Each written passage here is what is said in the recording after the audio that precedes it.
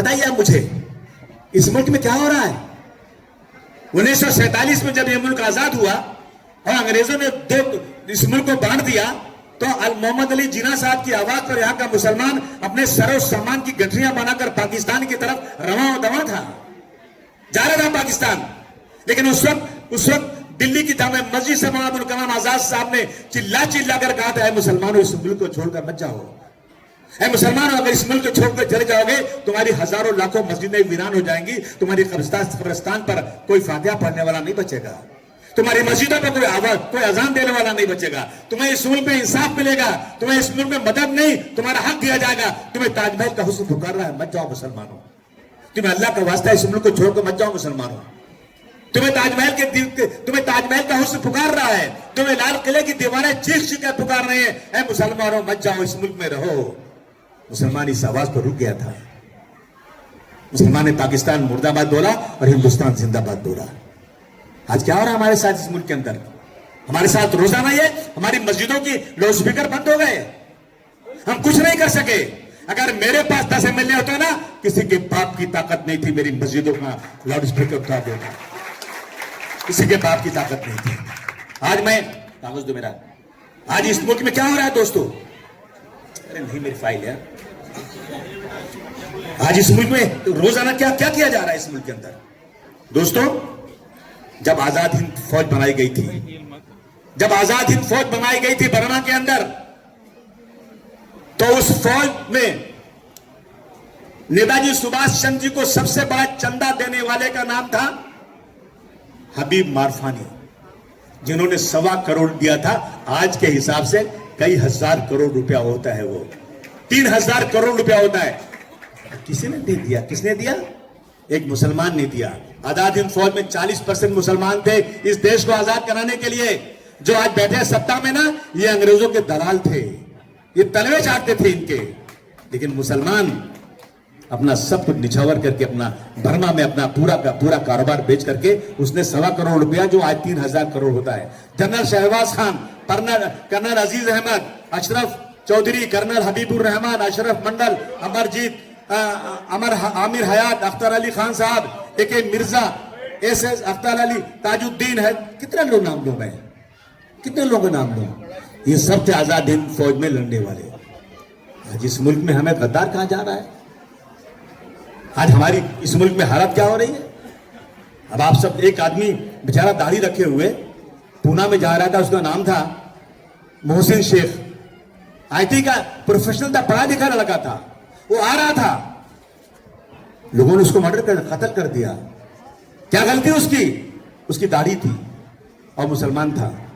और सुनिए आप लोग जरा कान खोलकर मैं जो कह रहा हूं, ये वक्त आ गया हमारा इस मुल्क के अंदर, और कातिल पकड़े गए और जमानत पे गए हो कातिल। जज साहब ने क्या लिखा? मेरे पास कागज मौजूद है, अखबार की कटिंग। जज साहब ने कहा कि ये मोहसिन शेख की गलती थी कि वो मुसलमान था। क्या कहा? उसका कत्ल करने की वजह यह थी कि उसकी गलती थी कि वो मुसलमान था, और मारने वाला कोई आदि मुजरिम नहीं था, उसने पहले कोई मर्डर नहीं किया, ये पहला मर्डर था, इसलिए मैं इसको जमानत देता हूं। ये इंसाफ है? ये इंसाफ है क्या इस देश के अंदर? इसलिए आपसे, हम आपके पास चलकर आ जाए हैं आपसे बात करने के लिए। यस, ये बताइए क्या हुआ इस तरह? मैं जब छूट कर आया कोर्ट से ना, जेल से जब मैं रिहा कर आया, तो बाल ठाकरे ने लिखा कि अबू वासिम रिश्वत देकर छूट कर आया है और मुलायम सिंह यादव इसकी समाधि बनाकर इसको कोई हीरो बना देगा। मैंने मुकदमा कर दिया, उनके ऊपर। लोग कह रहे आसिम भाई मुकदमा बाल ठाकरे पे कर रहे हो। अरे मेरा कौन है यार वो? कौन है वो? मैं दुनिया में किसी से डरता नहीं हूं, और मुसलमान दुनिया में किसी से डरता नहीं है। मुसलमान डरता है ना? मुसलमान इस मुल्क में किसी नेता के भरोसे नहीं, मुसलमान इस मुल्क में किसी नेता के भरोसे नहीं रहता, अल्लाह के भरोसे रहता है। हम डरते हैं तो अल्लाह से डरते हैं। मुकदमा कर दिया। सुनिए, मैंने मुकदमा किया, 12 तारीख पे मैं गया, मैं कंप्लेनर था, वो अक्यूज था। 12 तारीख पे मैं गया, वो एक दिन भी नहीं आया। मैंने बोला वकील साहब से कि आज तुम नहीं बोलोगे, आज मैं बोलूंगा। वकील साहब बोले ऐसा नहीं होता, मतलब होता है, तू हट बाजू। मैं आज मजिस्ट्रेट से पूछूंगा। मैंने कहा सर विद ड्यू रिस्पेक्ट, मैं अबू आसिम आजमी हूं, मैंने उस पर मुकदमा किया है, लेकिन जिस पे मुकदमा किया वो आज तक कोर्ट में नहीं आया। मैं 12 बार आ चुका हूं। मैं आपसे जानना चाहता हूं कि आप उसको बुला सकते हैं या नहीं बुला सकते हैं। अगर आप नहीं बुलाएंगे अगली तारीख पे, तो मैं अपने मुकदमे को वापस लूंगा और सड़क पर निपट के बताऊंगा कि जुल्म और नाइंसाफी के खिलाफ क्या कर सकते हैं। ये मैंने मजिस्ट्रेट से कहा। मजिस्ट्रेट ने कहा नहीं बुलाऊंगा, और अगली तारीख पर बुला लिया उसको। पहली बार कोर्ट में आया, किला कोर्ट के अंदर। मैंने जानबूझ के खाली 5 आदमी साथ मिला, उनके 5000 आदमी कोर्ट में थे। मैं जाने लगा तो मुझे गाली देने लगा। मुझे एक गाली दिया, मैंने 2 गाली दिया। मैंने कहा सुन, सितम करोगे सितम करेंगे, करम करोगे करम करेंगे। हम आदमी हैं तुम्हारे जैसे, जो तुम करोगे वो हम करेंगे।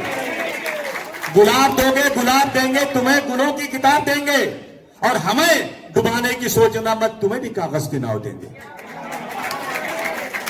मैं 5 आदमी के साथ कोर्ट में गया, उनके 5000 आदमी थे। मैं कटघरे में खड़ा हुआ, उस सामने खड़ा। मैं उस वक्त तक, जब तक कोर्ट में रहा, उसकी आंख में आंख डाल के देखता रहा। जज ने अगली तारीख दिया, और उस अगली तारीख पर मैं मालेगांव रिलीफ देके जा रहा था। वहां बम ब्लास्ट हो गया था। मैं कोर्ट नहीं जा सका, मेरा वकील भी शायद नहीं गया जानबूझ करके, और मेरे केस को उन्होंने कैंसिल कर दिया। और मैंने बहुत कोशिश किया कि मेरा केस फिर से आ जाए, नहीं आया। जब मैं कोर्ट में था ना, तो मैं नीचे उतरा तो मुझे गाली देने लगे, मैंने भी गाली दिया। वो एक तरफ कई हजार आदमी, मैं 5 आदमी।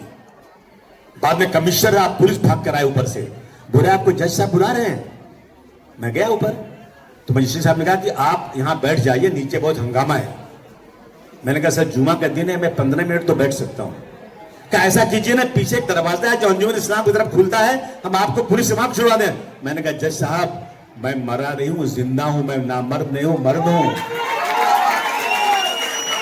ये मैंने कोर्ट में कहा था, मेरे साथी गवाह है इसके। मैंने कहा जज साहब मैं मर जाऊंगा तो मुझे पीछे से भेजना, मैं जीते जी पीछे से नहीं जाऊंगा, मैं आगे से जाऊंगा, और मैं रुकूंगा भी नहीं, क्योंकि आप मुझे बुज़दिल बनाना चाहते हैं और मुझे डर के मारे रोकना चाहते हैं। ये पुलिस का काम है मुझे बचाया। क्या कर, मैं नीचे उतर गया। एक तरफ सड़क के वो लोग हजारों चिल्ला रहे, एक तरफ मेरी गाड़ी, पुलिस चारों तरफ से वहां बजा रहे फास्ट जाओ। मैंने कहा नहीं, मैं बहुत स्लो जाऊंगा ताकि किसी को लगे नहीं कि मैं भाग रहा हूं। दोस्तों हम कोशिश कर रहे हैं। जब से चला हूं मेरी मंजिल पर नजर है, जब से चला हूं मेरी मंजिल पर नजर है। आंखों ने कभी मील के पत्थर नहीं देखे। संघर्ष कर रहा हूं, आए लोग चले गए, आए लोग चले गए।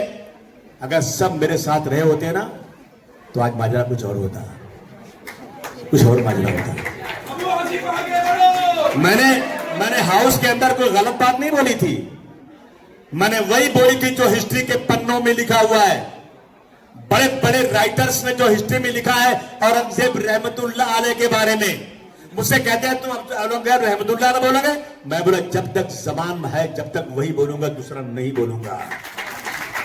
मैंने जब उनको बताया, उनके बारे में बात किया, तो मुझे सस्पेंड कर दिया गया, मुझे हाउस से सस्पेंड किया गया, मेरे पर मुकदमा किया गया, मुझे जमानत लेनी पड़ी। मेरी गलती क्या? मेरी गलती सिर्फ यह है कि मैंने मुगलों के राज में औरंगजेब रहमतुल्लाह अलैह के बारे में जो हिस्ट्री में लिखा हो वही दोहराया था, और मैंने कुछ नहीं कहा था। पूरे सेशन में सस्पेंड रहा। मैंने कहा मैं आऊंगा, मुझे मेरे साथियों ने कहा कि आओगे ना तो तुम्हारा कपड़ा फाड़ देंगे, तुम्हारे में थूकेंगे, तुमको गाली देंगे और मार भी सकते हैं, इसलिए आना मत। मैं अकेला था। 288 में 287 मेरे साथ नहीं थे।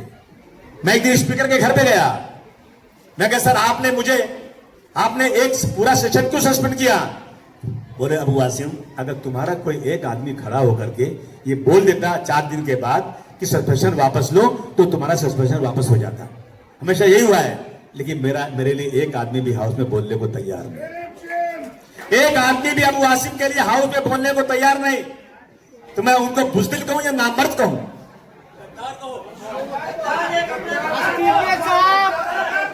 और मुझे मेरा ही आदमी डरा रहा है, मुझे मेरा ही आदमी डरा रहा है कि मत जाओ मत जाओ। मुझे खुशी हुई कि यूसुफ अबरानी साहब ने मुझे बुलाया। मेरे साथ नहीं थे ये, सॉरी माफ करना। उन्होंने मुझे बुलाया, कासिम भाई मैं आपका साथ देना चाहता हूं। और जब इनका साथ था ना तो मैं साउथ बॉम्बे में बहुत मजबूत था, मुझे कहने दीजिए आप। इस बाइकल्ला से साउथ बॉम्बे से मैंने कितने ज्यादा नगर सेवक चुन के लाए थे, एमएलए चुन के लाया था। ये लोग चले गए ना, मैं कमजोर हो गया, ये फिर आ गए, ताकत मुझे आ गई।